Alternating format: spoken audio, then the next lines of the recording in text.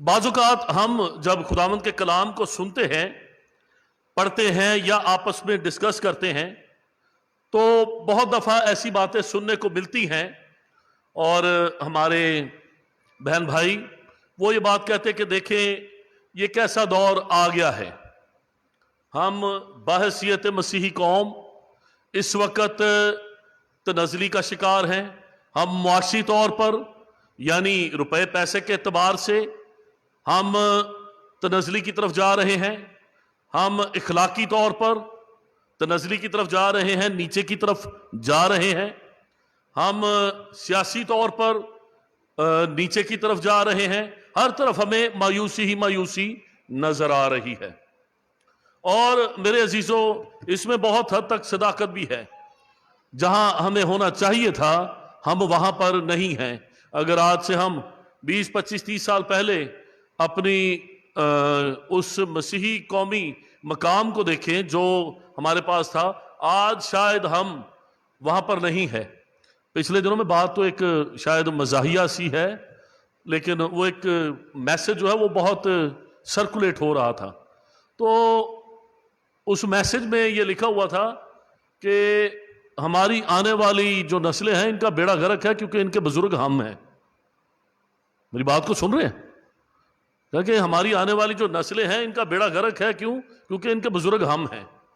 میرے عزیزو میں کئی دفعہ یہ بات بحیثیت ایک مسیحی یہ کہتا ہوں کہ جتنی اچھی تربیت ہمارے بزرگ ہماری تربیت کر سکے، شاید ہماری یہ موجودہ نسل جس میں بھی شامل ہوں، آپ بھی شامل ہیں، ہم اتنی اچھی تربیت اپنے بچوں کی نہیں کر پا رہے۔ اور اس کی وجہ یہ ہے کہ ہم نے دور حاضر کے جو چیلنجز تھے، آج کے والدین نے اپنے آپ کو ان کے ساتھ ہم آہنگ نہیں کیا۔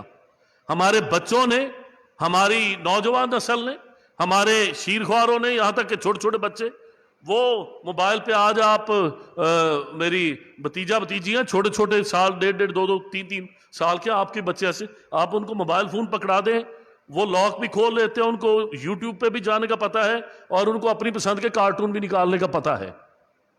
مقصد بتانے کا یہ ہے، آج جو کچھ باتیں میں کرنا چاہتا ہوں اس میں سے ہرگز مطلب کسی کی دل آزاری کرنا نہیں۔ بائبل مقدس میں ہم نمک کے متعلق بہت کچھ پڑھتے ہیں۔ نمک کی ایک خوبی ہے کہ نمک زخموں پر چبھتا ہے، نمک زخموں پر چبھتا ہے۔ خداوند یسوع مسیح نے یہ کہا کہ تم زمین کے نمک ہو۔ اگر شاید میری اور آپ کی سوچ سے خداوند یسوع مسیح کلام کو کہتے کہ تم زمین کے دنیا کے گھی شکر ہو۔ ہم کسی سے خوش ہوتے ہیں کسی کی بات سے تو ہم کیا کہتے ہیں؟ تمہارے منہ میں گھی شکر۔ شاید اگر ہم خداوند یسوع مسیح کے ایڈوائزر ہوتے تو ہم کہتے کہ اے خداوند تو نمک نہ کہہ بلکہ تو کوئی میٹھی سی اچھی سی چیز کہہ۔ تم کہو خداوند خدا کوئی ایمانداروں کو مثال کیا دیتا کہ تم تو زمین کے میکڈونلڈ ہو، تم پیزا ہٹ ہو، جو چیز کھانا پسند کرتے ہیں۔ میرے عزیزو خداوند یسوع مسیح نے ہمیں زمین کا نمک کہا ہے۔ نمک چیزوں کو ذائقہ بخشتا ہے۔ آپ بہت اچھی سبزی پکا لیں، گوشت پکا لیں، جو کچھ بھی ہے، اگر اس میں نمک نہ ہو، آپ سب کچھ پکا لیں نمک نہ ڈالیں تو کیا اس کا کچھ ذائقہ ہوگا؟ ساری دنیا بھر کے قیمتی سے قیمتی مسالے سب کچھ جو ہے وہ بے فائدہ ہو جاتا ہے اگر نمک صحیح مقدار میں نہ ہو۔ نمک کی بہت سی خوبیاں ہیں، جن میں سے ایک خوبی یہ ہے کہ آپ ہاتھ پر نمک لگا کر بازو پر پھیرنا شروع کر دیں، جہاں پر کہیں چھوٹا سا بھی زخم ہوگا وہاں پر نمک چبھے گا۔ جو باتیں آج میں آپ کے سامنے رکھنا چاہتا ہوں ان میں سے بہت سی باتیں چبھنے والی ہیں۔ جب میں نے ان کو اپنی زندگی میں پڑھا، غور کیا، میرے خیال میں میری بیوی اور میرا بیٹا بتا سکتے ہیں کہ آج صبح تقریباً کافی دیر تک صبح دن چڑھ گیا تھا جب تک میں جاگ رہا تھا اور ان باتوں کو دیکھ رہا تھا۔ یہ باتیں مجھے بھی چبھی، اور ہمارے پاس ایک بڑا ہی اچھا بہانہ ہوتا ہے یا وجہ ہوتی ہے کہ جب بھی کوئی بات، اچھا جی تیرا بھی پتہ ہے، تمہیں بھی ہم جانتے ہیں، اگر کوئی بھی بات کرے، اگر میں کر رہا ہوں اچھا جی ہم جانتے ہیں، ہم سب ایک دوسرے کو جانتے ہیں، لیکن یاد رکھیں کہ ہمارا ایک دوسرے کو جاننا اور ایک دوسرے کی ٹانگ کھینچنا ہمیں ہرگز کامیاب نہیں کر سکتا۔ اگر ہم صرف اس بات میں خوش رہیں گے کہ اچھا جی میں اس کو بھی جانتا ہوں، اس کو بھی جانتا ہوں، مجھے اس کا پتہ ہے، آج اگر ہم اپنی زندگی میں بہتری چاہتے ہیں، جیسے تیسے جو گزرا زمانہ چلا گیا اس کو پیچھے چھوڑ کر اگر ہم آنے والی نسل کے لیے سوچنا چاہتے ہیں تو میرے عزیزو ہمیں ہم آہنگ ہونا ہوگا کلام مقدس کے ساتھ۔ اپنی اس نسل کو جس طرح سے ہمارے بزرگوں نے ہماری پرورش کی، ہمیں اپنی نسلوں کو تیار کرنا ہوگا۔ لکھا ہے جو آج کا حوالہ ہمارے سامنے پڑھا گیا، بے ایمانوں کے ساتھ ناہموار جوئے میں نہ جتو، کیونکہ راست بازی اور بے دینی میں کیا میل جول، یا روشنی اور تاریکی میں کیا شراکت، مسیح کو بلیال کے ساتھ کیا موافقت، یا ایماندار کا بے ایمان کے ساتھ بے ایمان سے کیا واسطہ، اور خدا کے مقدس کو بتوں سے کیا مناسبت، کیونکہ ہم زندہ خدا کا مقدس ہیں۔ میرے عزیزوں جب ہم اس حوالہ کو پڑھتے ہیں تو خداوند خدا نے ہمیں دوسرے لوگوں سے مختلف رکھا ہے، ہمیں دوسری قوموں سے مختلف رکھا ہے۔ خداوند یسوع مسیح پر جب ہم ایمان لاتے ہیں، آج سے بہت اتوار پہلے، تقریباً شاید 5-6 ماہ پہلے، میں نے ایک سیریز میں جب ہم خداوند کے کلام کو سیکھ رہے تھے یہ بات بتائی تھی کہ بعض اوقات ہم دیکھتے ہیں کہ جو یہودی قوم ہے جس کو خداوند یسوع مسیح نے قوم بنی اسرائیل کو اپنی ملکیت کے لیے، اپنی خاص بخشش کے لیے چنا، خداوند خدا نے ان کے ساتھ برکت کا عہد باندھا بشرطے کہ وہ خداوند کے کلام پر پورے دل کے ساتھ عمل کریں گے۔ جب ہم بزرگ ابراہم کی وہ برکت جس کا وعدہ خداوند خدا نے اس کے ساتھ باندھا، ہم اس کو پڑھتے ہیں تو ہم کہتے ہیں کہ یہ تو صرف قوم بنی اسرائیل کے لیے ہے، اور آگے چل کے شاید یہودا کے قبیلہ کو خدا نے یہ ممتاز حیثیت بخشی۔ میں نے یہ بات تب بھی بتائی تھی، آج بھی اس سے پہلے کہ ہم پیغام کی کلام کی ان گہری باتوں تک جائیں، آپ کو یہ بات بتانا چاہوں گا کہ خداوند یسوع مسیح کے وسیلہ سے خداوند خدا نے جب پوری دنیا سے محبت رکھی تو خداوند یسوع مسیح کے وسیلہ سے خدا باپ نے ایسا انتظام کیا کہ وہ برکت جو صرف ابراہم کے لیے تھی، وہ برکت جو صرف اور صرف ابراہم کی نسل کے لیے تھی، وہ برکت جو خداوند خدا نے ابراہم کی آل اولاد کے لیے رکھی، اس برکت میں پوری دنیا کو شامل کرنے کا کہ پوری دنیا کے لوگ، تمام بنی نوع انسان اس برکت میں کیسے شامل ہو سکتے ہیں۔ خداوند خدا نے اپنے اکلوتے بیٹے ہمارے نجات دہندہ خداوند یسوع مسیح کو بھیجا کہ اس مسیح پر ایمان لا کر ہم ان برکتوں کے وارث بن جائیں، ان برکتوں کے حصہ دار بن جائیں جو برکت خداوند خدا نے ابراہم کے لیے ٹھہرائی۔ اور کلام مقدس ہمیں اس بات کے متعلق بتاتا ہے کہ یسوع مسیح کے وسیلہ سے، یسوع مسیح پر ایمان رکھنے کے وسیلہ سے ہم ان برکتوں کے وارث ہیں۔ جب ہم وہ برکت کا عہد جو ابراہم کے ساتھ، بزرگ باپ ابراہم کے ساتھ باندھا گیا، جب ہم یسوع مسیح پر ایمان لاتے ہیں تو خداوند خدا وہ برکتیں بھی ہمیں دیتا ہے۔ اب بات صرف برکتوں کی نہیں، ہم وہ ایک کیا محاورہ بولتے ہیں کہ میٹھا میٹھا ہڑپ ہڑپ، کڑوا کڑوا تھو تھو۔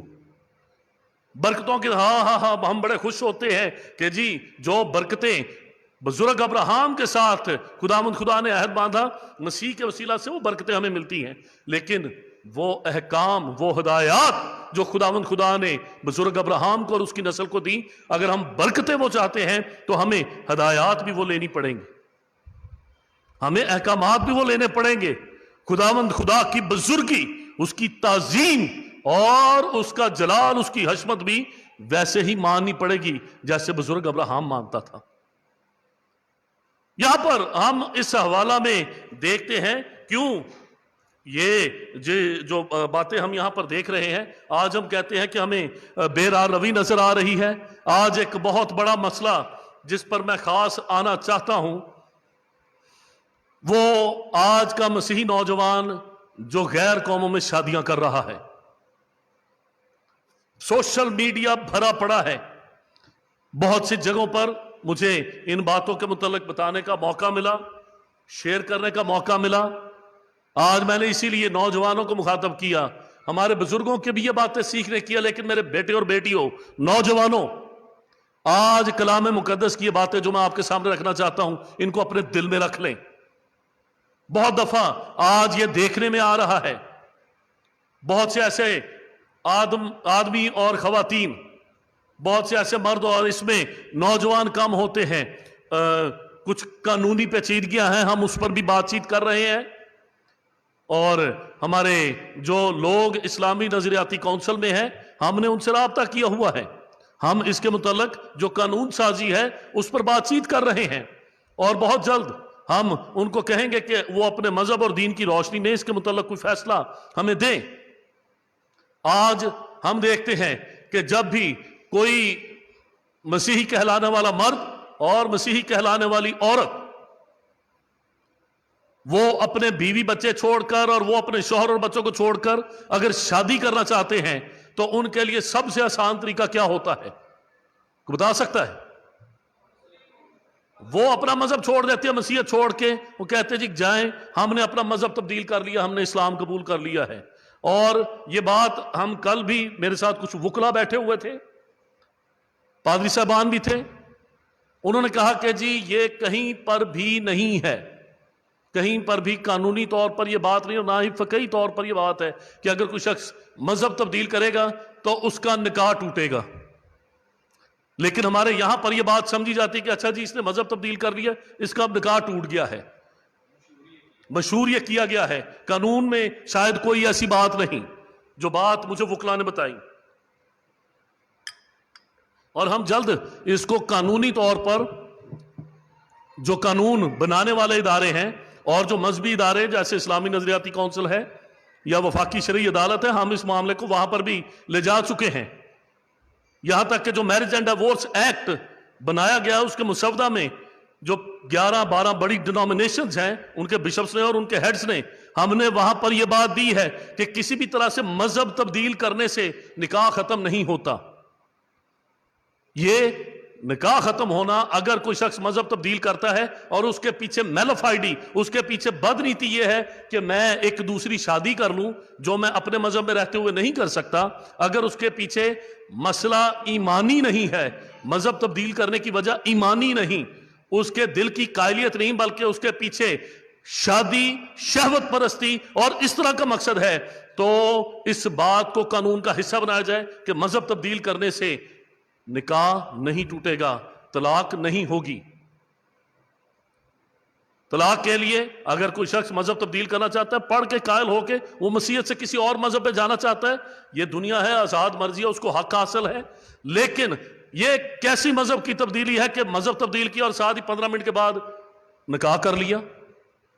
ये कैसी मजहब की तब्दीली है? हमने ये सवालात उठाए हैं। ये बातें आपको बताने का मतलब यह है, हमारी नौजवान बेटियां और बेटे जो यहां पर मौजूद हैं, जब आप बाहर निकलते हैं तो आपको इन बातों का पता हो, आप इन बातों को जानते हो। अगर कोई शख्स मजहब तब्दील करके दूसरी शादी करना चाहता है तो वो जाए और अपनी बीवी को, या अगर औरत करना चाहती है तो वो शौहर को, वो तलाक अदालत से ले। मेरे अजीजों, आज हमें इस बात पर गौर करना है कि किस तरह से मजहब तब्दील करने के हवाले से उसको एक रंग दिया जा रहा है। अभी पिछले दिनों में फैसलाबाद की एक 12 साल 13 साल की बच्ची जो 6ठी क्लास की स्टूडेंट है, उसने मजहब तब्दील किया और साथ ही एक, मेरे ख्याल में अपने से 5 साल 10 साल 15 साल 20 साल बड़े, ऐसी बहुत सी मिसालें हमें मिलती हैं, फौरन निकाह कर लिया जाता है। ये मजहब तब्दील करने की क्या वजह है कि फौरन? आज तक हमने ये नहीं देखा कि किसी मुसलमान होने वाली हमारी बुजुर्ग, किसी माई ने या किसी औरत ने, उसने मजहब तब्दील किया और किसी ने उसको अपनी मां बनाया हो या बहन बनाया हो। क्यों? मसीही नौजवान या कम उम्र, कम से नाबालिग बच्चियां ही मजहब तब्दील करके फौरन शादी करती हैं। हम कानून नाफिज करने वाले इदारों से इस बात का मुतालबा कर रहे हैं और करते हैं कि ऐसी शादियों की रोकथाम, जिसके लिए मजहब को आड़ बनाया जाता है, इसकी रोकथाम की जाए। मेरे अजीजों, मेरे बच्चों, मेरे बेटे और बेटियों, نوجوانوں اس بات کو اپنے ذہن میں رکھیں، آپ اس وقت نشانے پر ہیں، خاص طور پر پڑھے لکھے مسیحی نوجوان اور نوجوانوں میں بھی جو لڑکیاں ہیں۔ سب سے پہلا جو آپ کو فلیٹرنگ کی جاتی ہے، آپ کو جو بوتل میں اتارا جاتا ہے تعریف کر کے، جس کا رنگ صاف ہے، تم تو کرسچن لگتی ہی نہیں، اور ہمارے بیٹیاں بہنیں وہ پھول جاتی ہیں، بہت خوش ہو کے بتاتی ہیں، وہ جی مجھے تو ایسے کہتے ہیں کہ تم تو کرسچن لگتی نہیں۔ یہ خوشی کی بات نہیں ہے، شرم کی بات ہے۔ اگر آپ کسی جگہ پر رہتے ہیں، آپ وہاں پہ پڑھ رہے ہیں، اور وہ اتنے سال گزرنے کے باوجود یا اتنے مہینے جتنی دیر آپ کو وہاں پر ہوگی ہے، اگر وہ نہیں جانتے کہ آپ مسیحی ہیں یا آپ مسیحی نہیں لگ رہے، اس کا مطلب یہ ہے کہ آپ کے اندر زندہ مسیح کی گواہی ہے ہی نہیں۔ اپنے اندر زندہ مسیح کی گواہی پیدا کرے۔ اس نے کہا کہ تم زمین کے نمک ہو۔ آپ اگر یہ ثابت کرنے میں، وہاں پر اپنی پہچان دینے میں ناکام ہو گئے ہیں کہ آپ مسیحی ہیں، اگر وہ یہ کہتے ہیں کہ تم تو مسیحی لگتی ہی نہیں، اگر کوئی لڑکا خوبصورت ہو تم تو مسیحی لگتے ہی نہیں، اس کا مطلب یہ ہے کہ آپ نے اپنے ایمان کا وہاں پر اچھا تاثر نہیں چھوڑا۔ نمک اگر اس کا مزہ جاتا رہے تو کسی کام کا نہیں۔ اگر آپ نے وہاں پر اپنا مسیحی ذائقہ نہیں چھوڑا تو آپ کسی کام کے نہیں۔ پھر آپ کی حیثیت یہی ہے جو اس نمک کی ہے کہ وہ باہر پھینکا جائے اور آدمیوں کے پاؤں کے نیچے روندا جائے۔ ہم نے بہت سے ایسے آدمیوں کو، بہت سی ایسی عورتوں کو دیکھا ہے جنہوں نے محض اپنی جنسی ہوس، اپنی خواہش کے لیے اپنے بیوی بچوں کو چھوڑا، اس نے اپنے شوہر اور بچوں کو چھوڑا، اپنا مذہب تبدیل کیا، شادی کر لی۔ پہلے 2-3 مہینے بڑا بھوت سر پہ ہوتا ہے، نہیں جی ہم تو ایسے، جی ہم نے تو اب اصل راہ ملا، ہم نے تو ایسے کر لیا، یہ کر لیا، وہ کر لیا، اور بعد میں کیا ہوتا ہے ہم سب جانتے ہیں۔ جب کرسمس کی یا ایسٹر کی عبادت آتی ہے، چپ کر کے جو بی بی ہے وہ بڑا سارا دوپٹہ لے کے، منہ ڈھانپ کے، وہ پیچھے والی کرسیوں پہ آ کے، جب 3-4 مہینے کے بعد جو اس کا بھوت ہے وہ سر سے اتر جاتا ہے، تو چرچ میں پیچھے والی کرسیوں پہ، پیچھے والے بینچز پہ آ کے بیٹھے ہوتے ہیں۔ اور پھر کیا ہوتا ہے کہ کلیسیا میں آدھے لوگ کڑ رہے ہوتے ہیں کہ یہ کیوں آئے ہیں، لیکن ان کو منع نہیں کیا جاتا۔ کیوں؟ وہاں پر ہم ڈیوائیڈڈ ہیں، نہیں جی خدا کے گھر میں آئے ہیں، اب خدا کے گھر سے تو نہیں نہ نکالا جا سکتا۔ اگر پادری صاحب کہہ دیتے ہیں کہ نہیں، ان کو کہنا چاہیے کہ بھائی اب جب آپ گئے ہو تو وہاں پر جہاں پر گئے ہو تمہیں مبارک ہو۔ آج میں آپ کی توجہ جو ہے وہ، جیسے ہم نے 2 کرنتھیوں اس کا 6 باب اس کی 14ویں سے 18ویں آیت پڑھی، اسی طرح سے میں آپ کو پرانے عہد نامہ میں استثناء کی کتاب میں لے کر جانا چاہتا ہوں، اور مزے کی بات ہے وہاں پر بھی باب 6 ہے۔ پہلا 2 کرنتھیوں، یہاں پر بھی 6 باب ہے، اور جو استثناء کی کتاب ہے وہاں پر بھی باب جو ہے وہ 6 ہی ہے، 6 ہی ہے۔ میرے ساتھ خداوند کے کلام کو کھولیں۔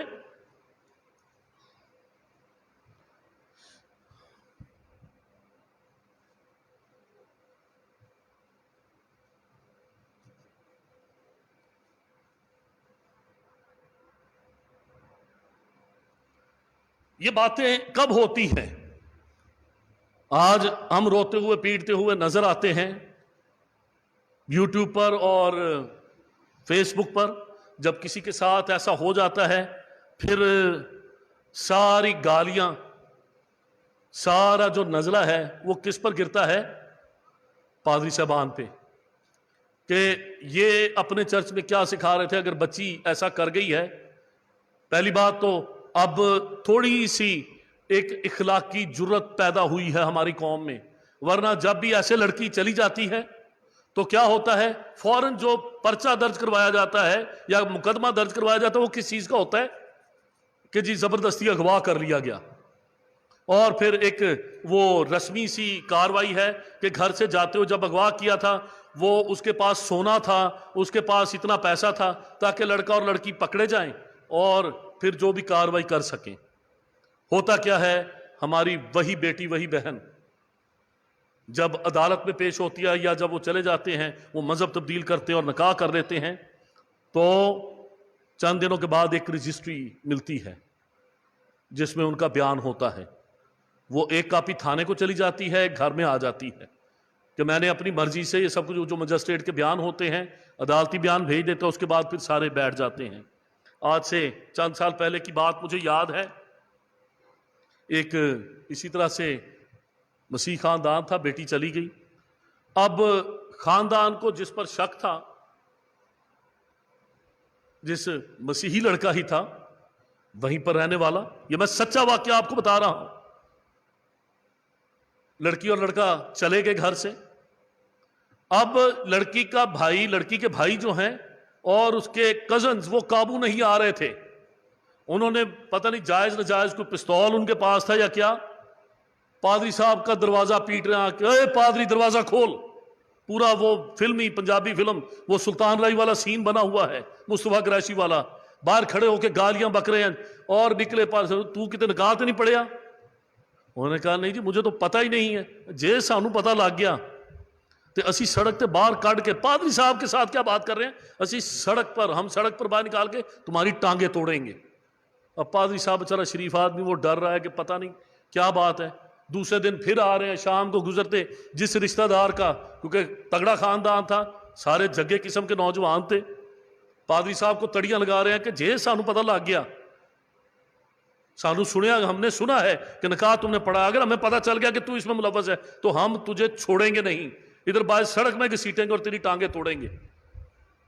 وہی نوجوان جو پادری صاحب کو تڑیاں لگا رہے ہیں، جب 2 4 5 دن کے بعد پتہ چلتا ہے کہ وہ لڑکی اور لڑکا وہ بھاگے پھر رہے ہیں، وہ ایک پادری صاحب کے پاس گئے ہیں، دوسرے کے پاس، انہوں نے نہ بھی نہ، تمہارا خاندان بہت تگڑا ہے، ہم نے اپنی ٹانگیں نہیں توڑوانی۔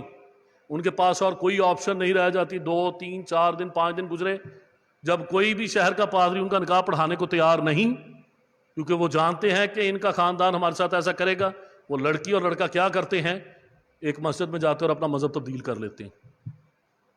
میری بات سمجھ رہے ہیں؟ وہیں سے جب ایک چٹھی آتی ہے، وہی بھائی جو قابو نہیں آ رہے ہوتے کہ ہم نے پادری کی ٹانگیں توڑ دینی، ہم نے یہ کرنا ہے، جب ایک آتا ہے کہ جی انہوں نے مذہب تبدیل کر لیا، وہ فلاں مولوی صاحب کے ہاتھوں، اب جائیں مولوی صاحب کو تو ایسے کہہ کے دیکھیں، ٹانگیں توڑ کے دکھائیں، توڑنا دور کی بات، جا کے کہہ کے دکھائیں۔ میرے عزیزوں، آج ہمیں اپنے اپنے گھر اس مسیحی ماحول کو دیکھنا ہے جس کے باعث ہمارے گھروں میں یہ ماحول پیدا ہو رہا ہے۔ اگر ہم استثناء کی کتاب اس کا 6 باب پڑھیں تو لکھا ہے، سنا ہے اسرائیل، خداوند ہمارا خدا ایک ہی خداوند ہے، تو اپنے سارے دل اور اپنی ساری جان اور اپنی ساری طاقت سے خداوند اپنے خدا سے محبت رکھ، اور یہ باتیں جن کا آج میں تمہیں حکم دیتا ہوں تیرے دل پر نقش رہیں، اور تو ان کو اپنی اولاد کے ذہن نشین کرنا۔ انسان کے لیے جو حکم خداوند کا کلام دیتا ہے کہ ان باتوں کو اپنے دل نشین، اپنے ذہن نشین کرنے کے بعد جو ہمارا فرض ہے وہ کیا ہے؟ ان باتوں کو کس کے ذہن نشین کرنا ہے؟ اپنے اولادوں کو۔ کیا ہم اپنی اولادوں کو آج وقت دے رہے ہیں؟ یہ باتیں سکھا رہے ہیں؟ شاید جو باتیں آج میں کر رہا ہوں یہ باتیں سخت، کئی بزرگوں کو شاید محسوس کہ آج پادری صاحب کی آج کون سا بینڈ لگ گیا ہے، آج کون سا اسٹیشن لگ گیا ہے۔ میرے عزیزوں، اگر ہم ان باتوں میں شرم محسوس کریں گے تو ایک وقت آئے گا کہ ہمیں اس دنیا میں شرمندگی اٹھانی پڑے گی۔ آج اپنے بچوں کے ساتھ معاملات ڈسکس کریں، ان کو بتائیں کہ خداوند کا کلام کیا کہتا ہے۔ ایک بہت بڑی جو مادر پدر آزاد ایک مومبتی مافیا یا اس طرح کے لوگ وہ ہمارے ملک میں اور اس دنیا میں یہ پیغام دے رہے ہیں کہ جی یہ شادی بیاہ اس کی کوئی ضرورت نہیں ہے۔ پچھلے دنوں میں اسلام آباد میں ایک لڑکی جو ایک لڑکے کے ساتھ بغیر شادی کے کئی دن رہ رہی تھی، اس لڑکے نے اسے مارا پیٹا، اسے سٹیب کیا اور بالآخر اس کا گلا کاٹ کر اس کے سر کے ساتھ فٹ بال کھیلتا رہا۔ ماں باپ جانتے تھے، لڑکی کے ماں باپ بھی جانتے تھے، لڑکے کا ماں باپ بھی جانتے تھے کہ یہ دونوں غیر شرعی حالت میں بغیر نکاح کے اکٹھے رہ رہے ہیں۔ اس وقت کسی نے بھی منع نہیں کیا۔ والدین بات کرتے ہوئے ڈرتے ہیں۔ ہم سے پچھلی نسل، ہمارے والدین، ہمارے بزرگ، ہم ان کے ساتھ بات کرتے ہوئے ڈرتے تھے۔ آج بہت سے ایسے والدین ہیں، اگر ان کو کہا جائے کہ آپ اپنے بچوں سے، وہ ہمیں کہتے کہ آپ بات کریں، ہم کہتے آپ کیوں نہیں کرتے؟ کہتے نہیں ہمیں ڈر لگتا ہے۔ پتہ نہیں والدین کے دل میں کون سا خوف ہے کہ کہیں ہمارے بچے ہمارے خلاف نہ ہو جائیں، وہ ہمیں چھوڑ کے نہ چلے جائیں۔ یہاں پر ہم دیکھتے ہیں کہ اس وقت جو معاشرتی صورتحال بنتی جا رہی ہے، وہ لوگ جو مذہب پر چلنا چاہتے ہیں، جو کلام مقدس پر چلنا چاہتے ہیں، ایک بہت بڑا مافیا ملک میں ہے جو کہتا ہے کہ اکٹھے رہنے کے لیے شادی کرنے کی ضرورت نہیں۔ پورے سوشل میڈیا پر اور ٹی وی پر اب وہ خبریں چل رہی ہیں کہ وہ لیونگ ریلیشن شپ، پہلے ایک ریلیشن شپ ہوتا تھا فیس بک پہ سٹیٹس پہ لڑکیاں لڑکے بڑے مزے کے ساتھ جی جو ہی کو ہونا تو انہوں نے جناب سٹیٹس لگا دینا ہے۔ انر ریلیشن شپ، انر ریلیشن شپ کا مطلب کیا ہے کہ کوئی بھی میرے ساتھ دوستی کی کوشش نہ کرے، میں آلریڈی کسی کے ساتھ ریلیشن شپ میں ہوں، خواہ لڑکا ہو یا لڑکی، یہ لکھا ہوا ہے۔ والدین بھائی سب پڑھ رہے ہیں اور کوئی پوچھنے کی جرت نہیں کرتا۔ اب بات اس سے بھی ایک قدم آگے چلی گئی ہے، صرف ریلیشن شپ نہیں، اب لیونگ ریلیشن شپ آ گیا ہے۔ لیونگ ریلیشن شپ کا کیا مطلب ہے کہ وہ بغیر کسی نکاح کے ایک ازدواجی حیثیت گزار رہے ہیں، اور یہ سب کچھ ہمارے اس ملک میں، اس معاشرے میں ہو رہا ہے جہاں پر مذہبی طور پر، معاشرتی طور پر، خاندانی طور پر کسی بھی طرح کی گنجائش نہیں ہے ایسے کاموں کی۔ اور یہ سب کچھ کیوں ہو رہا ہے؟ کیونکہ ہم نے اپنے در و دیوار ابلیس کے لیے کھول دیے ہیں کہ جو مرضی ہوگا۔ مائیں بیٹیوں سے بلیک میل ہو رہی ہیں، باپ بیٹوں سے بلیک میل ہو رہے ہیں، بیٹے باپ کی کرتوتوں کو جانتے ہیں، مائیں اپنی بیٹیوں کے سامنے نہیں بول سکتی کیونکہ جو کچھ مائیں کر رہی ہیں بیٹیوں کو سب کچھ پتا ہے۔ میں نے اسی لیے یہ کہا، بات تو مذاق کی تھی شروع میں جو میں نے کی، لیکن آج شاید حقیقت یہی ہے کہ اس نوجوان نسل کا، ہمارے ان بچوں کا جو ہمارا مستقبل ہے، ان کا بیڑا غرق ہے کیونکہ ان کے بزرگ ایسے ہیں جو خود ایسے کاموں میں پڑے ہوئے ہیں۔ یہاں پر خداوند کا کلام کیا کہتا ہے کہ تو سب سے پہلے تو خود ان باتوں کو یاد رکھنا اور اپنی اولاد کے ذہن نشین کرنا۔ اپنے بچوں کے لیے ٹائم نکالیں، ان کو خداوند کے گھر میں لے کر آئیں، ان کے ایشوز کو ایڈریس کریں۔ اگر کوئی بات مشکل لگتی ہے تو اس کے لیے ان کے ساتھ مل کر دعا کریں، ان کے ساتھ بات کریں، کھولیں۔ اگر کسی بات پہ بچہ روتا ہے تو رونے دیں، اگر آپ کے آنسو نکلتے ہیں تو نکلیں، لیکن اس بات کو، اس چیز کو باہر آنے دیں جو ان کے دلوں میں ہے، جو دبا کے بیٹھے ہوئے ہیں۔ اپنے بچوں سے دوستی کریں۔ اگر آپ ان کے ساتھ دوستی نہیں کریں گے تو پھر کوئی اور ان کے ساتھ دوستی کرے گا اور وہ پتہ نہیں ان کو کہاں پر لے جائے۔ میرے عزیزوں، جب ہم یہ ساری باتیں پڑھتے اور سنتے ہیں تو یہ ابلیس کا ایک ایسا پلان ہے۔ شروع میں نے ایک بات کہی کہ خداوند یسوع مسیح کے وسیلہ سے خداوند خدا ہمیں بزرگ ابراہام کی جو برکتیں جو اس نے ابراہام کی نسل کے لیے ٹھہرائیں، ابراہام جو ایمانداروں کا باپ ہے، صرف مسیحیت میں ہی نہیں، ہم دوسرے مذاہب میں بھی ابراہام کی برکتوں کا ذکر پڑھتے ہیں۔ بہت بابرکت انسان، وہ برکت کی ایسی مثال ہے کہ نہ صرف جو نسل ابراہیمی ہے وہ اس پر فخر کرتی ہے، بلکہ جو شاید خون کے اعتبار سے اس کی نسل نہیں ہے وہ بھی اس پر فخر کرتے ہیں، اور اس کے لیے کیا مانگتے ہیں کہ خداوند ہمیں وہ برکت دے جو تو نے ابراہام کو اور اس کی اولاد کو دی۔ جب ہم جس ملک میں رہتے ہیں، ایک مسلمان ملک ہے، جب بھی نماز پڑھی جاتی ہے تو اس کے بعد ایک درود ابراہیمی ہے، اور درود ابراہیمی کیا ہے؟ کہ خداوند وہ برکت جو تو نے ابراہیم کو اور آل ابراہیم کو دی وہی ہمیں بھی عطا کر۔ لوگ دعائیں کر کر کے مانگتے ہیں، لیکن کلام مقدس ہمیں کیا بتاتا ہے کہ جو لوگ مسیح یسوع پر ایمان رکھتے ہیں، یسوع مسیح پر ایمان رکھنے کے وسیلہ سے ایک مسیحی ایماندار جو غیر عبرانی ہے، جو بدنی طور پر شاید نسلی طور پر ابراہام کی نسل سے نہیں ہے، مگر صرف اور صرف یسوع مسیح پر ایمان رکھنے کے وسیلہ سے وہ ان تمام برکتوں کا وارث بن جاتا ہے، جو برکتیں جن کا وعدہ خداوند خدا نے ابراہم کے ساتھ کیا، وہ برکتیں جن کا وعدہ خداوند خدا نے ابراہم کی نسل سے کیا، یہ خداوند یسوع مسیح پر ایمان رکھنے کی فضیلت ہے۔ خداوند یسوع مسیح پر ایمان رکھنے کے وسیلہ سے ہم کیسے افضل ہوتے ہیں کہ اس پر ایمان رکھنے کے وسیلہ سے ہم ان برکتوں کے وارث بن جاتے ہیں اور ہم ان کے حقدار بن جاتے ہیں، اور خداوند خدا وہ برکتیں یسوع مسیح پر ایمان رکھنے والوں کو دیتا ہے۔ پیغام کے آخر میں وہ وجہ بیان کرنا چاہتا ہوں، یہ ابتری ہمیں کیوں مسیحی قوم میں آج نظر آ رہی ہے، ابلیس نے کیوں ہمارے بیٹے اور بیٹیوں کو، ہم یہ بات کہتے ہیں کہ جی یہ اب ایسا ہو گیا ہے، یہ شروع ہی سے جو ایک راست باز نسل ہے، جو خدا ترس نسل ہے، اس کے لیے ابلیس شروع ہی سے یہ پلان رکھتا ہے اور ابلیس شروع ہی سے اس نسل کو خراب کرنا چاہتا ہے۔ اگر آپ کے پاس بائبل مقدس ہے تو میرے ساتھ ایک دفعہ پھر کھولیں استثناء کی کتاب، اس کا 7واں باب،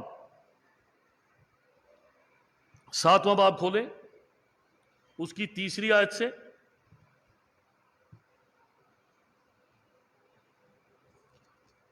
جو 7واں باب کی پہلی آیت سے پڑھ لیتے ہیں۔ 7واں باب اس کی پہلی آیت لکھا ہے، جب خداوند تیرا خدا تجھ کو اس ملک میں جس پر قبضہ کرنے کے لیے تو جا رہا ہے پہنچا دے، اور تیرے آگے سے ان بہت سی قوموں کو، یعنی ہتیوں اور جراجیسیوں اور اموریوں اور کنانیوں اور فرزیوں اور ہیویوں اور یبوسیوں کو، جو 7 قومیں تجھ سے بڑی اور زور آور ہے، نکال دے۔ کتنی بڑی بات ہے۔ خداوند خدا قوم بنی اسرائیل کو کیا کہتا ہے کہ یہ 7 قومیں تجھ سے بڑی بھی ہیں اور زور آور بھی ہے، لیکن کیونکہ خداوند خدا نے اس ملک کا وعدہ کیا، وہ کہتا ہے میں ان کو نکال دوں گا۔ اور جب خداوند تیرا خدا ان کو تیرے آگے شکست لائے اور تو ان کو مار لے اور تو ان کو بالکل نابود کر ڈالنا، تو ان سے کوئی عہد نہ باندھنا۔ غیر قوموں کے لیے یہاں پر خداوند خدا کیا کہتا ہے کہ جب تو وہاں پر جائے ان سے کوئی عہد نہ باندھنا، اور پھر آگے چل کے لکھا ہے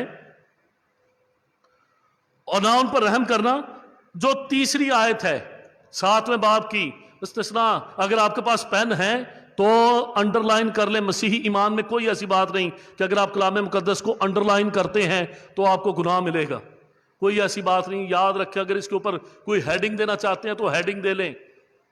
لکھا ہے تو ان سے بیاہ شادی بھی نہ کرنا، اور خاص بات آگے کیا لکھا ہوا ہے، تو ان سے بیاہ شادی بھی نہ کرنا، اور نہ ان کے بیٹوں کو اپنی بیٹیاں دینا، اور نہ اپنے بیٹوں کے لیے ان کی، کیا لکھا ہے، ان کی بیٹیاں لینا۔ کرنا تو دور کی بات، میں آج سے چند ماہ پہلے غالباً شاید اکتوبر کی بات ہے، ستمبر یا اکتوبر کی، ایک جگہ پر بیٹھا ہوا تھا تو ایک بہت ہی معزز شخصیت جو مسیحی نہیں تھے، غیر مسیحی تھے، میرے پاس بیٹھے، اور کچھ دوسرے لوگ بھی بیٹھے تھے۔ مجھے تو ان کی بات ایک دم ایسے لگی جیسے انہوں نے کوئی تیر چبھویا ہے یا جان بوجھ کے اپنی طرف سے۔ کہتے جی دیکھیں، ہم اہل کتاب کی بیٹیوں سے، ان کی لڑکیوں سے، ان کی عورتوں سے شادی کر سکتے ہیں، آدمیوں سے نہیں لیکن عورتوں سے کر سکتے ہیں۔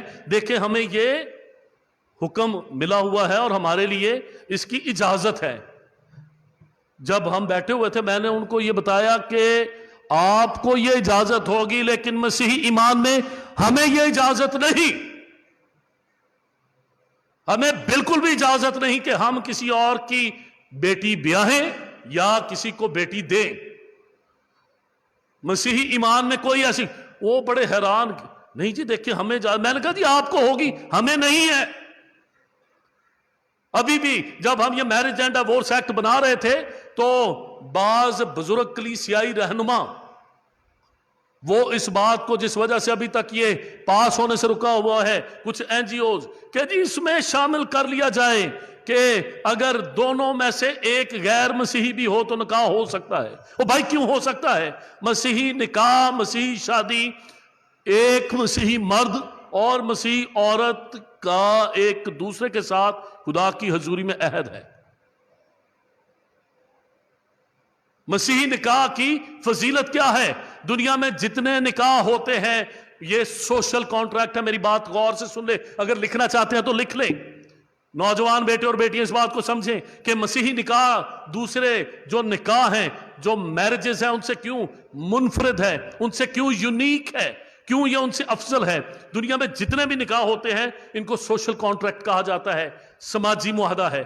जिस तरह से हम जमीन का या किराएदारी का मुआहदा करते हैं, लिख लेते हैं, वो मुआशी मुआहदे होते हैं जो इकोनॉमिक बेस्ड होते हैं, जिस पर हमारे एक दूसरे के साथ माली मफादात वाबस्ता होते हैं।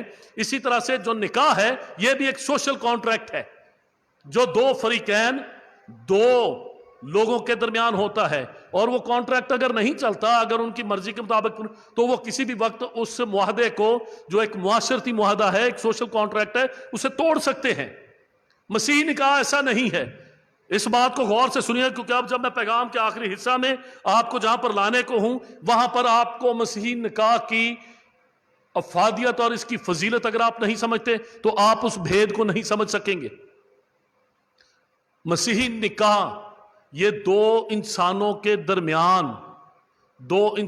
दरमियान मुआहदा नहीं है। ये दोनों इंसानों का सबसे पहले खुदा के साथ अहद है और फिर एक दूसरे के साथ अहद है।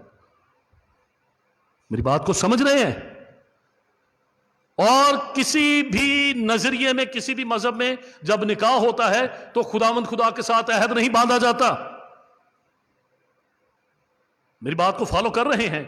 मसीही काहिन, एक पासबान जब निकाह पढ़ाता है, वो क्या कहता है कि मैं तुम्हें क़यामत के उस हौलनाक दिन की याद दिलाकर, जिसमें सबके दिलों के हाल खोल दिए जाएंगे, सबके दिलों के भेद खोल दिए जाएंगे, तुमसे कहना चाहता हूं कि अगर तुम दोनों में से कोई किसी ऐसी वजह से वाकिफ है जिसके बायस तुम दोनों का पाक निकाह जायज नहीं है, तो अभी बताए, वरना हमेशा एक दूसरे की इज्जत के लिए खामोश रहें। और फिर दोनों खुदावंद खुदा की हजूरी में सबसे पहले उसके साथ अहद करते हैं, फिर एक दूसरे के साथ अहद करते हैं। इसीलिए बाइबल मुकद्दस में क्या लिखा है कि तेरी डोरी, बाकी दुनिया में जितने भी निकाह है ये दोहरी डोरी है, ये दो डोरियों को मिला के एक रस्सी बनाई जाती है। मसीही निकाह जो है ये तेहरी डोरी है। तेहरी डोरी का क्या मतलब है? तेरी रस्सी क्या है? इसमें 3 डोरियां हैं, एक मर्द है, एक औरत है, और तीसरा उन दोनों का गवाह जो है वो खुदा है। हालेलुया। ये मसीही निकाह की फजीलत है। मेरे अजीजों, जब हम इस्तिस्ना की किताब पढ़ते हैं, सबसे पहले बात तो छठे बाब में खुदावंद खुदा कौम बनी इसराइल से क्या फरमाता है कि तुम इन बातों को अपने भी याद रखना और अपने बच्चों के भी, अपनी औलाद के भी ज़हन नशीन करना, कि ना तो तू उनके बेटियां अपने बेटों के लिए ब्याहना और ना ही अपने बेटे उनकी बेटियों के लिए, ना ही अपनी बेटियां उनको देना। आइंदा के बाद अगर कोई पूछता है कि हाँ जी हमें इजाज़त है कि हम मसीही ख़वातीन से शादी कर सकते हैं, तो हम मसीही मज़हब के लिए क्या बताते हैं? क्या मसीही मज़हब में भी ऐसी इजाज़त है? हमारे अंदर ऐसी कोई इजाज़त नहीं है।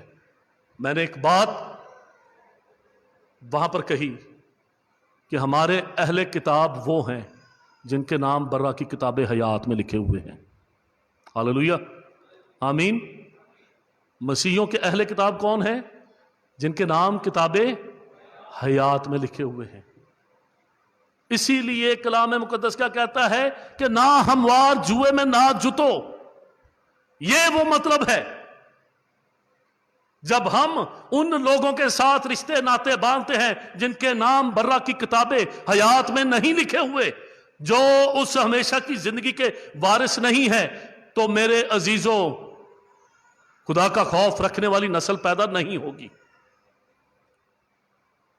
क्या वजह है कि खुदावंद का कलाम, खुदावंद खुदा चाहे शरीयत में चले जाएं, चाहे फजल में चले जाएं, वो इस बात की तालीम देता है कि एक ईमानदार को, ख्वाह वो अबरानी हो, ख्वाह वो बनी इसराइल हो, ख्वाह वो यहूदी हो, या नए अहदनामा में चलकर वो मसीह यस्सु पर ईमान रखने वाला मसीह ईमानदार हो, کیوں بار بار خداوند کا کلام یعنی خود خداوند خدا یہ فرماتا ہے کہ تم ناہموار جوئے میں نہ جتو، اپنی بیٹیاں ان کو نہ دو اور نہ ہی ان کی بیٹیاں اپنے لیے لے کر آؤ، کیونکہ خداوند خدا کو زمین پر ایک خدا ترس نسل چاہیے۔ کیا چاہیے؟ خدا ترس نسل۔ آج ہمیں زمین پر خدا ترسی کیوں نظر نہیں آتی؟ ایک وہ مرد اور عورت جو لیونگ ریلیشن شپ میں ایک دوسرے کے ساتھ سال ہر سال سے رہ رہے ہیں، خدا ترسی ان کے دل سے نکل چکی ہے، وہ گناہ کی دلدل میں یہاں تک چلے جا چکے ہیں کہ وہی عورت جس کے ساتھ وہ رہ رہا ہے وہ اس کا گلا کاٹ کر اس کے سر کے ساتھ فٹ بال کھیل رہا ہے، جو دونوں ایک دوسرے کی محبت کے دعوے دار ہیں، وہ پتہ نہیں کس بات کو محبت سمجھتے ہیں، لیکن نیوز میں آ رہا تھا کہ اس نے گلا کاٹ کر اس میں فٹ بال گیا اور اپنی فلم بناتا رہا، کیمرہ رکھ کے اس لڑکی کے ساتھ جس کے ساتھ وہ رہ رہا تھا، اسلام آباد میں جو واقعہ ہوا، اس کے سر کے ساتھ فٹ بال کھیل رہا ہے۔ خدا ترس نسل اس روئے زمین پر بڑھے، اس وجہ سے خداوند خدا نے پرانے عہد نامہ میں اور نئے عہد نامہ میں کیا حکم دیا کہ نہ ہموار جوئے میں نہ جتو، نہ ان کی بیٹیاں اپنے بیٹوں کے لیے لاؤ اور نہ اپنی بیٹیاں ان کو دو۔ خدا ترس نسل کے لیے ضروری ہے کہ ہم اس بات کو سمجھیں کہ مسیحیوں کے اہل کتاب کون ہیں، جن کے نام کتاب حیات میں ہیں، جو ہمیشہ کی زندگی پائے ہوئے، توبہ کیے ہوئے اور ہمیشہ کی زندگی کے وارث ہیں۔ تب ہماری نسل آگے چل کے خدا ترس نسل ہوگی۔ اگر آپ کے پاس بائبل مقدس ہے تو میرے ساتھ کھولیں ملاکی نبی کا صحیفہ،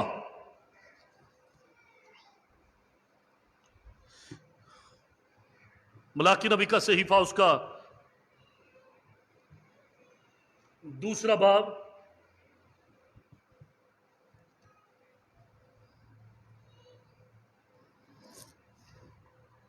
اس کی 10ویں آیت۔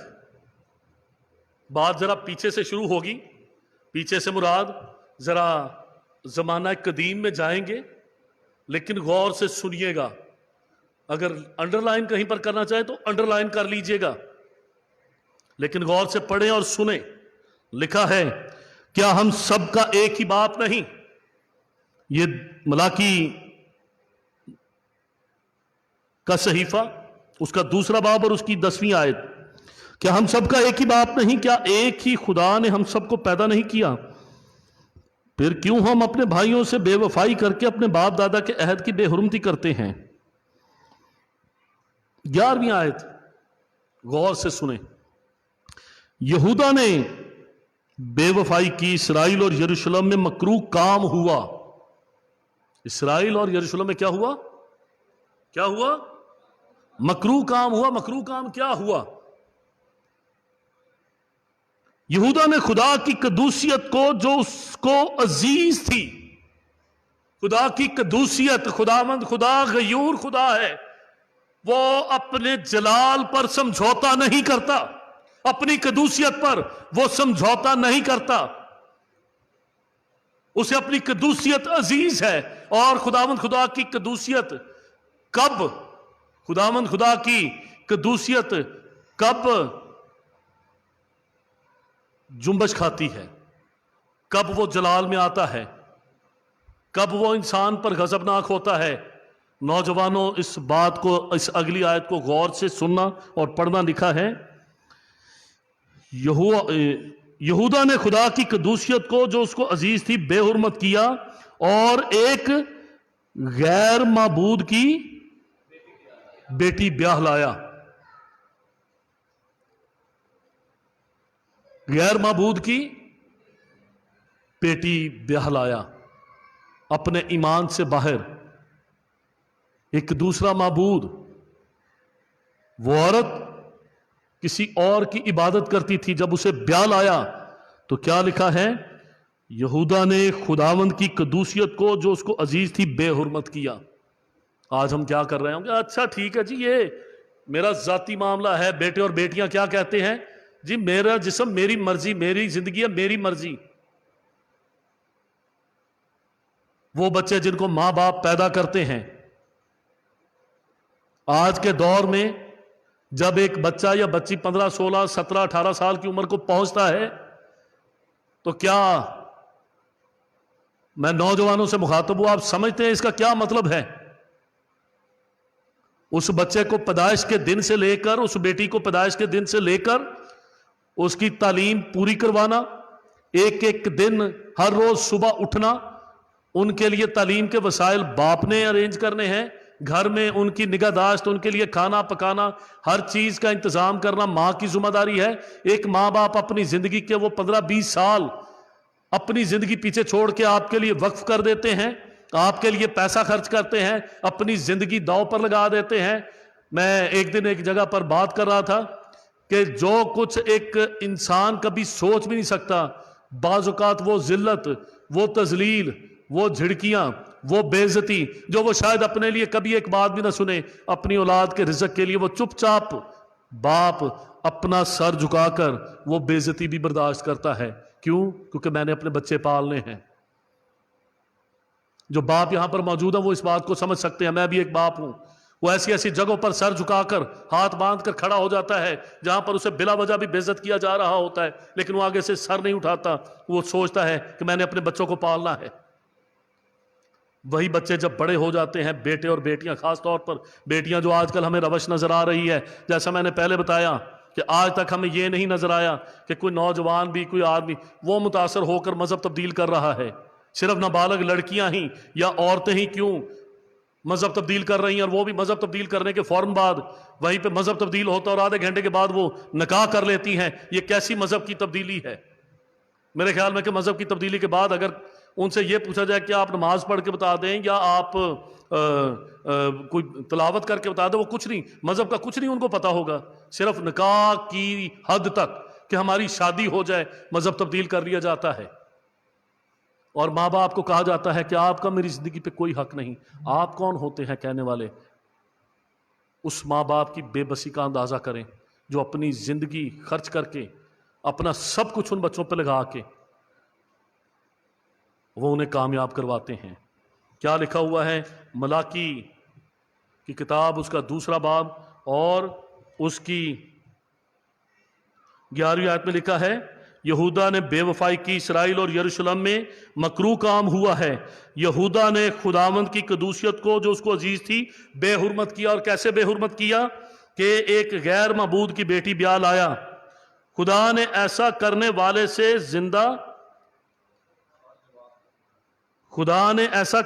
जिंदा और जवाब दहिंदा और रब्बुल अफ़वाज के हजूर कुर्बानी गुजराने वाले याकूब के खैमों से मुनक़ता कर देगा। खुदावंद ऐसा करने वाले से जो गैर कौम में से ब्याह के लाता है या खुद गैर कौम में ब्याने जाता है।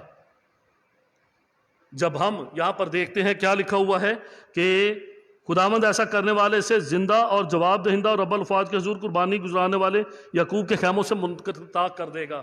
आज के अगर हम इसको कंटेक्स्ट में लाएं, जो कुर्बानी के खैमे हैं, उसका मतलब क्या है कि ऐसा करने वाला शख्स, ऐसा करने वाला आदमी, ऐसा काम करने वाली औरत खुदावंद की मेज से, और वो कुर्बानी जो जहान के गुनाह के वास्ते मसीह यसू ने निजात दहिंदा के तौर पर दी, खुदा उसको उस कुर्बानी से निकाल देगा, उस कुर्बानी के खैमा से खारिज कर देगा। ऐसा काम करने वाले लोग बाद में 6 महीने के बाद, मैंने पहले क्या बताया कि जी अच्छा उस वक्त तो वो मोहब्बत का जोश होता है, जी ठीक है, निकाल, बाद में क्रिसमस की इबादत में सरजवाब पीछे जोड़ा बैठा होता है। क्या कलीसिया इस बात की इजाजत देती है? आज ये बात समझती है? कितने इस बात के साथ मुत्तफिक है कि अगर ऐसा काम करने वाले जो ऐसा काम कर लेते हैं वो 6 महीने साल के बाद ऐसे चुप करके आगे पीछे इबादत में बैठे हैं, क्या उनको बैठने देना चाहिए या उनको कहना चाहिए कि नहीं आप यहां पर इबादत नहीं कर सकते?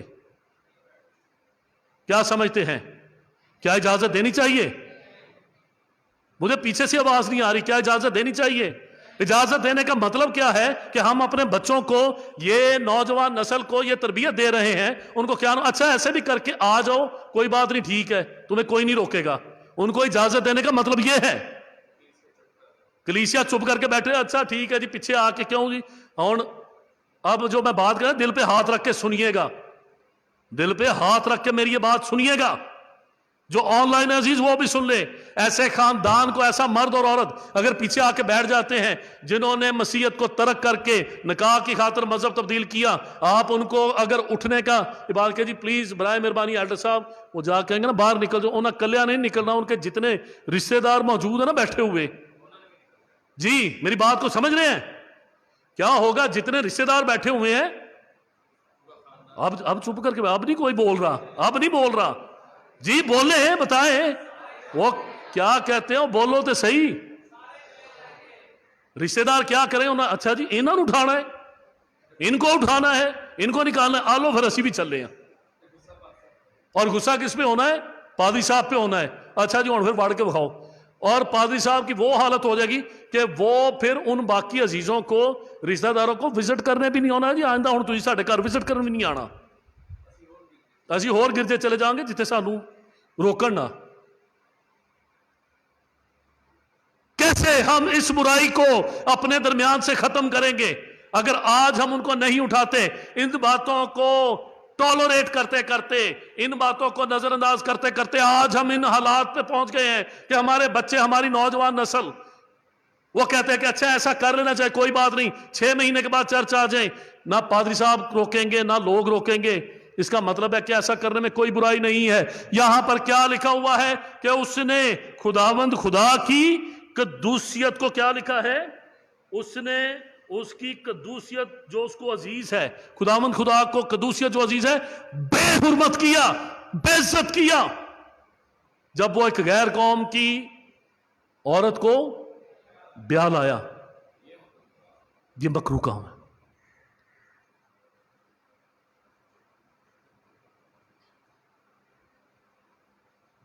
یہاں پر ہمارے چرچ میں خداوند کا شکر ہے، خدا نے ہمیں یہ آزادی دی ہوئی ہے۔ ہمارا جو انتظامی سسٹم ہے، جو مشن انتظام ہے، وہ اس بات کے لیے بالکل کمپرومائز نہیں کرتا، لیکن اگر کہیں پہ کبھی لگتا ہے کہ جانے میں یا جانے میں کوئی ایسا ہوا ہے کہ جی جنہوں نے کیا تھا مذہب، تو ان کو کہے بھائی آپ جہاں پہ گئے ہیں آپ کو وہ مبارک۔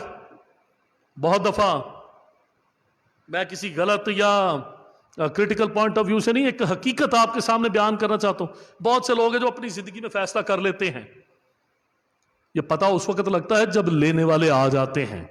میری بات کو غور سے سنیے گا۔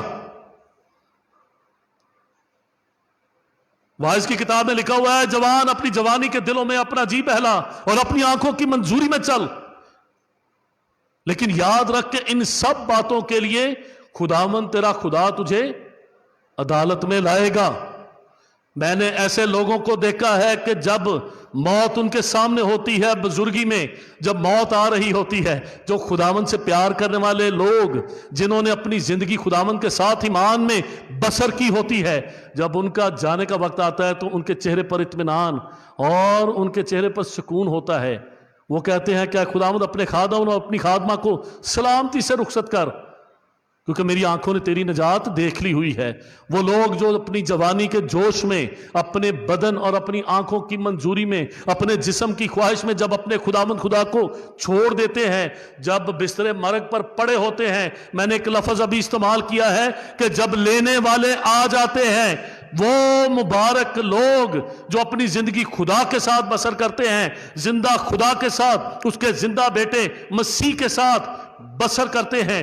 ان کو کون لینے آتے ہیں؟ ان کو مبارک مخلوقات لینے آتی ہیں۔ پتہ تب لگتا ہے جب لینے والے آ جاتے ہیں، اور وہ پھر چھوڑتے نہیں، وہ پھر چھوڑتے نہیں، وہ لے کر جاتے ہیں۔ اس وقت سے ڈرنا چاہیے۔ میں نے بہت سی ایسی مثالیں دیکھی ہیں۔ اسلام آباد میں ہمارے ایک جاننے والے تھے، اپنی زندگی میں مذہب تبدیل کر لیا، کہیں کسی دباؤ یا کسی ضرورت کے تحت یا کسی مقصد کے تحت زندگی گزر رہی تھی، سارے جی بڑے ہنسی خوشی۔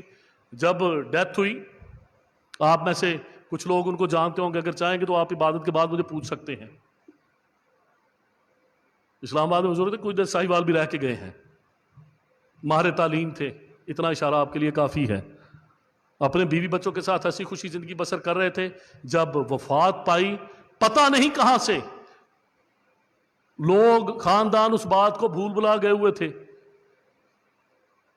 کہ انہوں نے کبھی اپنا مذہب بھی تبدیل کیا تھا. لینے والے آ گئے, پتہ نہیں ان کو کیسے پتہ چل گیا جی. انہوں نے کہا جی ہٹ جائیں, اب سب پیچھے ہٹ جائیں. ٹھیک ہے, انہوں نے اپنی زندگی, اب آپ کا ان پہ کوئی حق نہیں. لے کے انہوں نے منہ تک نہیں دیکھنے دیا, لپیٹ کے لاش چھین کے لے گئے. انہوں نے کہا کہ اب آپ اس کا منہ بھی نہیں دیکھ سکتے. جب لینے والے آ جاتے ہیں تو پھر وہ چھوڑتے نہیں. میرے بیٹے اور بیٹیوں, نوجوانوں, اس بات کو یاد رکھنا. یہودا کا کیا گناہ تھا, کیا قصور تھا؟ اس نے خداوند خدا کی, کیا لفظ یہاں پر لکھا ہوا ہے, ایک دفعہ پھر میرا دل کرتا میں بار بار اس کو پڑھوں. کیا لکھا ہوا ہے کہ اس نے خداوند خدا کی قدوسیت کو, جو اس کو عزیز تھی, خداوند خدا کو اپنی قدوسیت. قدوس کیا ہوتا ہے؟ قدوسیت کیا ہے؟ دنیا میں سب کچھ مقدس ہو سکتا ہے. یہ ایک کتاب مقدس ہے. میں اور آپ مقدس قوم ہے, شاہی کانوں کا فرقہ ہے, ہم مقدسین ہیں, ہم سے پہلے ایماندار مقدسین تھے. قدوسیت قدوس کی صفت ہے, اور قدوس کون ہے؟ جو مقدس کرتا ہے. قدوسیت خدا کی صفت ہے. قدوسیت اس کو بہت عزیز ہے, کیونکہ یہ اختیار خداوند خدا نے صرف اپنے پاس رکھا ہے کہ وہ کسی کو مقدس ٹھہرائے. یہ صرف اس کا اختیار ہے, اس کی قدوسیت جو اس کو عزیز ہے. کلام مقدس میں کیا لکھا ہے کہ اس نے اس کی قدوسیت کو کیا کیا؟ بے حرمت کیا. جب ہم اپنے ایمان کو چھوڑ کر ایک جسم کی خواہش کے لیے اپنے ایمان کو چھوڑ دیتے ہیں, ہم اپنی آنکھوں کی منظوری میں چلنے کے لیے جب ہم اپنے ایمان کو چھوڑ دیتے ہیں تو ہم خداوند خدا کی قدوسیت کو بے حرمت کرتے ہیں. آگے چل کے لکھا ہے کہ خداوند خدا نے ان کو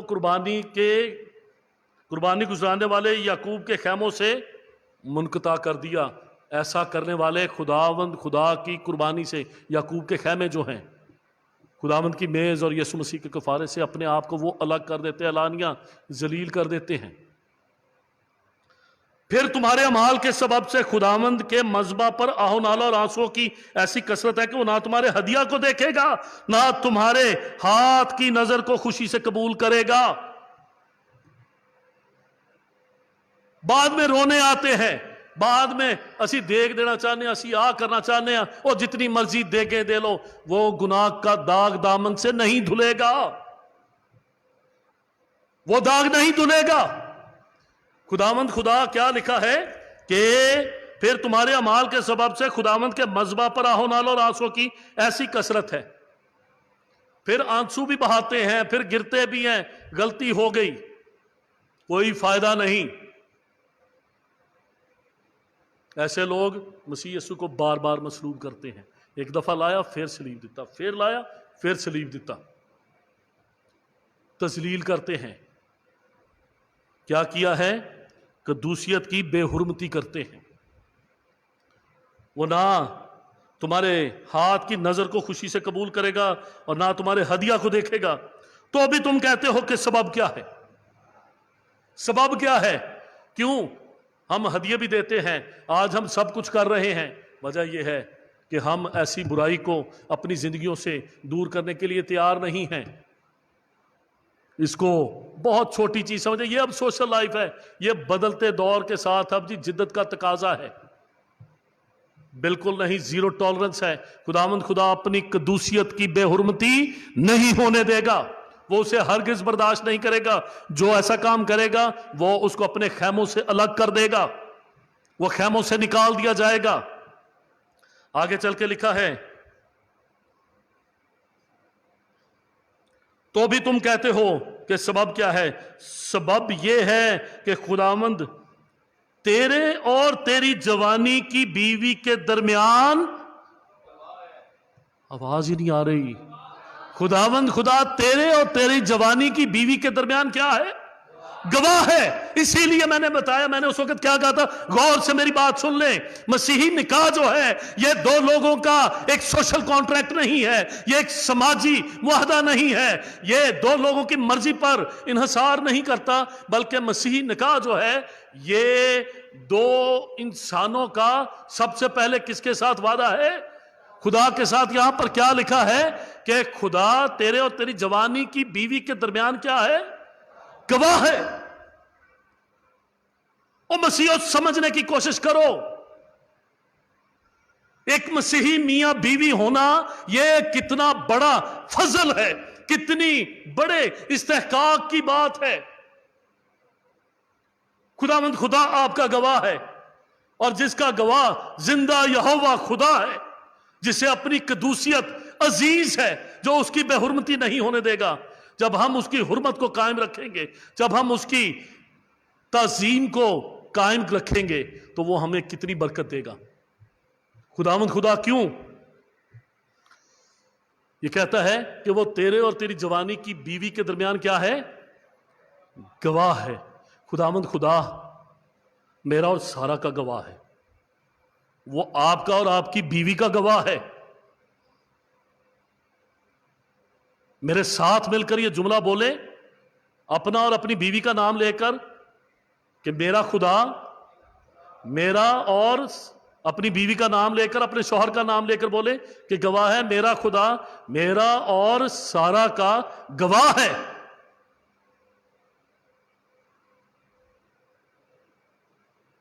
میرے بیٹے اور بیٹیوں, نوجوانوں, آپ سب سمجھدار ہو, آپ آگے آنے والی زندگی میں کیسی میرج چاہتے ہو, کیسی شادی چاہتے ہو, کیسا ازدواج چاہتے ہو؟ کیا آپ ایسی شادی چاہتے ہو جس کا گواہ خود خدا ہو؟ شرمائے نہیں. کون کون ہے جو ایسی شادی چاہتا ہے نوجوانوں میں؟ ہم سب بڑے ہیں, ہم سمجھدار ہیں, شرمائے نہیں. جو چاہتا ہے کہ ان کی شادی کا گواہ خدا ہو. نوجوانوں میں اپنے ہاتھ بلند کریں جو چاہتے ہیں جب ہم اپنی جوانی میں اپنے ایمان پر قائم رہتے ہیں تو ہماری شادی کا, ہمارے ازدواج کا گواہ خدا ہے. کیونکہ لکھا ہے کہ تو بھی تم کہتے ہو یہ کیا ہے؟ سبب یہ ہے کہ خداوند تیرے اور تیری جوانی کی بیوی کے درمیان گواہ ہے. تو نے اس سے بے وفائی کی, اگرچہ وہ تیری منکوحہ, تیری رفیق اور منکوحہ بیوی ہے. بڑی خوبصورت آیت ہے. جب ہم اس رشتہ کو توڑ کر جس میں خداوند خدا نے ہمیں رکھا ہے, ہم غیر معبودوں کے پیچھے جاتے ہیں. شروع میں نے وجہ بتائی تھی کیا ہے. ایک وجہ بتائی جاتی ہے کہ جی ٹھیک ہے مذہب تبدیل کر لیں, عورت کا بھی نکاح ختم ہو گیا, آدمی کا بھی, اب مذہب تبدیل کر لیا, وہ شادی کر لیں گے. فوراً مذہب تبدیل کرتے ہیں اور ساتھ ہی ان کا نکاح نیا پڑھ دیا جاتا ہے اور سمجھایا جاتا ہے کہ جی اب اس نکاح کو کوئی نہیں توڑ سکتا. بہت جلد یہ قانون آ جائے گا کہ مذہب تبدیل کرنے سے بھی, اور مذہب تبدیل کرنے سے وراثت تو ختم نہیں ہوتی. میری بات کو فالو کر رہے ہیں؟ وراثت ختم ہوتی ہے ایوب صاحب اگر مذہب تبدیل کر لیں؟ نہیں جی نہیں, وراثت ختم نہیں ہوگی, وراثت میں حصہ رہے گا. کیا بینک قرضے معاف کر دیتا ہے کہ اس نے مذہب تبدیل کر لیا ہے؟ جی علیم, کیا بینک قرضے معاف کر دیتا ہے؟ جی فریڈرک بھائی, آپ نے کسی کو قرضہ دیا ہو, قسطوں پہ سامان دیا ہو, مذہب تبدیل کر لے, آپ معاف کر دیں گے؟ قسط بھی نہیں, اب تو جی مذہب تبدیل ہو گیا. سب کچھ ویسے رہتا ہو, پھر یہ نکاح کیسے ٹوٹ جاتا ہے؟ طلاق کیسے ہو جاتی ہے؟ باقی سب کچھ تو وہیں پہ رہتا ہے. کیا نوکری چھوٹ جاتی ہے؟ کیا باقی معاہدے ٹوٹ جاتے ہیں؟ نکاح ٹوٹ جاتا ہے. کیسے ہو جاتا ہے پتہ نہیں. بہت جلد اس کو بھی جو مذہبی فورم ہے ان پر لایا جائے گا, اس پہ ڈسکشن ہوگی اور پوچھا جائے گا, سوال تو بنے گا. لکھا ہے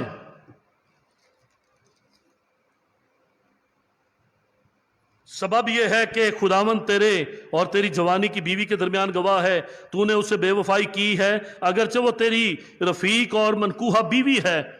اور کیا اس نے ایک ہی کو پیدا نہیں کیا باوجود اس کے پاس ارواح موجود تھی؟ خداوند خدا کے پاس کیا عالم ارواح میں روحوں کی کمی ہے؟ پھر اس نے کیوں ایک کو ہی چنا؟ یہاں پر لکھا ہوا ہے، جہاں سے ہم یہ مسیحی ایمان میں دیکھتے ہیں، مسیحی عقائد میں دیکھتے ہیں، مسیحی تعلیمات میں دیکھتے ہیں کہ بیوی ایک ہی ہے۔ یہاں پر لکھا ہوا ہے کہ اس کے پاس بہت سی ارواح تھی، کیا اس نے ایک ہی کو نہیں چنا؟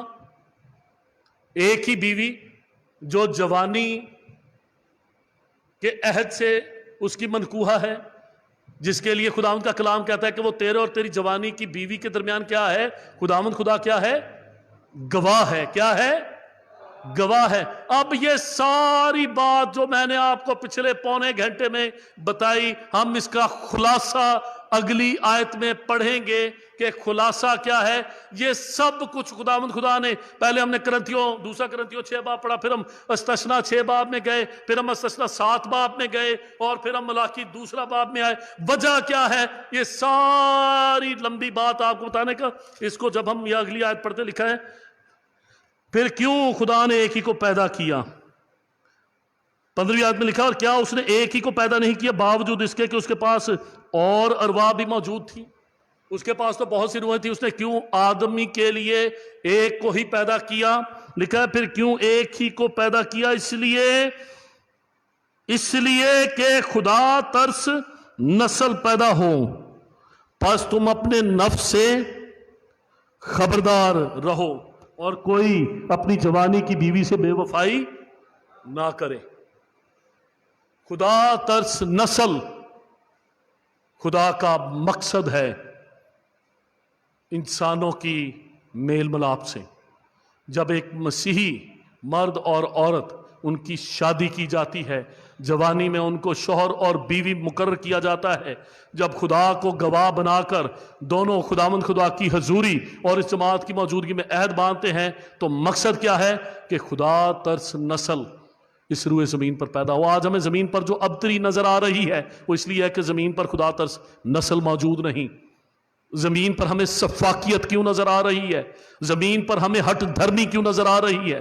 زمین پر ہمیں ظلم کیوں نظر آ رہا ہے؟ کیونکہ خدا ترس نسل زمین سے کم ہوتی جا رہی ہے۔ آئیے ہم سب اپنے سروں کو جھکائیں اور دعا کریں۔ نوجوان بیٹے اور بیٹیوں سے یہ کہنا چاہوں گا کہ مسیحی ایمان میں کوئی ایسی گنجائش نہیں کہ اہل کتاب کے ساتھ آپ کا نکاح جائز ہے۔